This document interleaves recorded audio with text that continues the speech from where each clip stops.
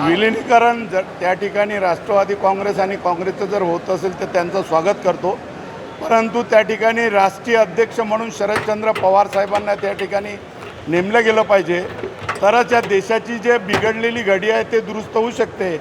आणि पवार साहेबांचं नेतृत्व हे सर्वसामान्यांचं नेतृत्व आहे, शेतकऱ्यांचं नेतृत्व आहे, महिलांचं नेतृत्व आहे, युवकांचं नेतृत्व आहे. सुप्रियाताईंच्या नावामध्ये युवती हा शब्द आला आणि त्यांनी पूर्ण देशामध्ये युवतींना त्या ठिकाणी सत्ता स्थापन करण्याचं काम त्या ठिकाणी केलेलं आहे. आणि शरद पवार साहेबांनी, तुम्हाला आठवत असेल, ते ज्यावेळेस विरोधी पक्षनेते होते आणि त्यांनी एका मतावर त्या ठिकाणी वाजपेयीचं सरकार त्या ठिकाणी पाडलं होतं. म्हणजे सत्ता उलट पालट करण्याची क्षमता या देशामध्ये एकाच माणसामध्ये आहे, त्यांचं नाव शरदचंद्र पवार साहेब आहे.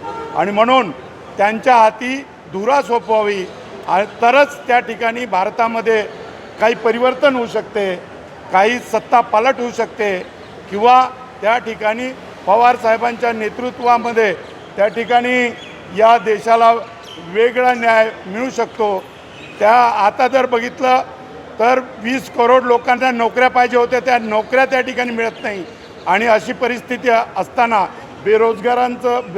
बेरोजगारांवरचं संकट त्या ठिकाणी शरद पवार साहेब सोडू शकतात.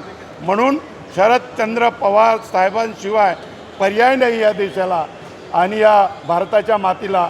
म्हणून शरद पवार साहेब एकच पर्याय. आणि मग ते काँग्रेसनीसुद्धा त्या ठिकाणी मान्य करायला पाहिजे. दुसरं असं, याच्या अगोदरच्या ज्या निवडणुका झाल्या, काँग्रेसला फक्त 1 जागा मिळाली आणि राष्ट्रवादी काँग्रेसला 5 खासदार त्या ठिकाणी मिळाले. आणि म्हणून राष्ट्रवादी काँग्रेसची ताकद काल पण होती, आज पण आहे आणि उद्या पण राहणार नाही. शरद पवार साहेबांशिवाय दुसरा नेता त्या ठिकाणी होणे नाही. म्हणून त्यांना अध्यक्ष करावं, राष्ट्रीय अध्यक्ष. काँग्रेसनी थोडं मोठं मन करून पवार साहेबांना नेतृत्व त्या ठिकाणी दिलं पाहिजे, या मताचा मी आहे.